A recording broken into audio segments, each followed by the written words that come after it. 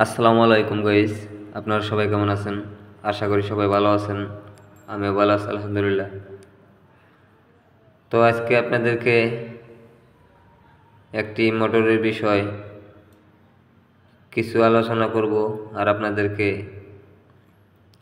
আমি আপনাদেরকে কাজ করে দেখাবো যে মূলত আমাদের মোটরটা কি সমস্যা কারণে আমরা খুলে নিছি।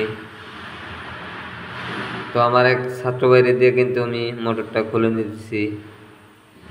মূলত আমার মোটরটির সমস্যা, অনেক সাউন্ড আসে, প্রচুর পরিমাণ মোটরটা হিট হয়। তো আমার মোটরটা হিট হওয়ার কি কারণ, কেন সাউন্ড আসে, আমি আপনাদেরকে খুলে দেখাইতেছি। আমাদের অনেক সময় ভিতরে গ্রিসটা ঢুকে যায়, বেরিং সমস্যা হয়, যার কারণে সেজ হয়। অনেক সময় আমাদের মোটরের বডিটা কিন্তু আমাদের হাউজিং লুজ হয়ে যায়, যার জন্য গ্রিসটা ভিতরে প্রবেশ করে। আমরা অবশ্যই সেটা খুলে দেখব মূলত আমাদের কি সমস্যা।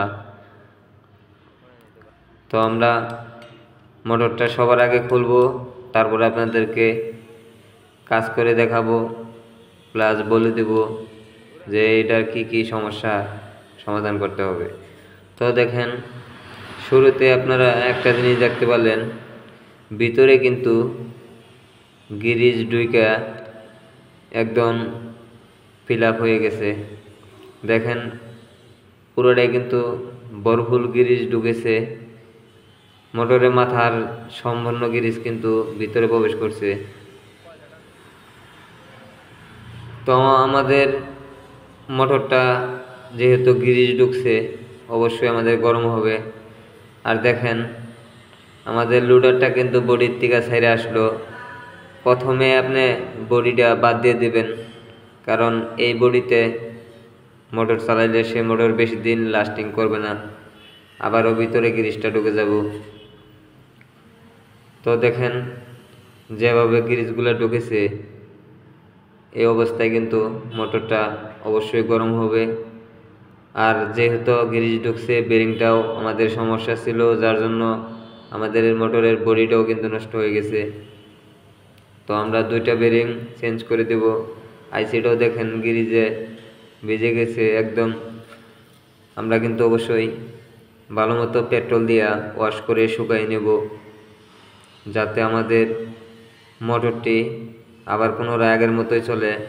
আমরা প্রথমে কিন্তু বডিটা বাদ দিয়েছি, দুইটা বেরিং আমাদের চেঞ্জ করে দিতে হবে।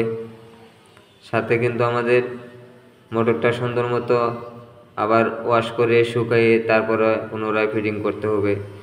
অবশ্যই আপনারা সেই দিক লক্ষ্য করে ভালো মতো সুন্দর মতো কাজগুলো করার চেষ্টা করবেন।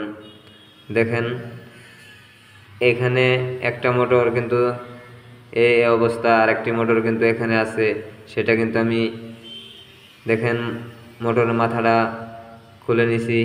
এটা পিনিয়াম কিন্তু ভাঙা আছে, যার জন্য শব্দ আসে। আপনারাও কিন্তু এই দিক লক্ষ্য করে কাজগুলো করবেন, যে কি কারণে আপনাদের শব্দটা আসে। অবশ্যই আপনারা কিন্তু বুঝে শুনে যদি কাজগুলা করেন, ইনশাল্লাহ অতি সহজেই রোগগুলা ধরতে পারবেন। তো বন্ধুরা, আর কথা বাড়াবো না, আজ এই পর্যন্তই। অন্য কোনো ভিডিওতে আবার দেখা হবে। সে পর্যন্ত সবাই ভালো থাকুন। আসসালামু আলাইকুম।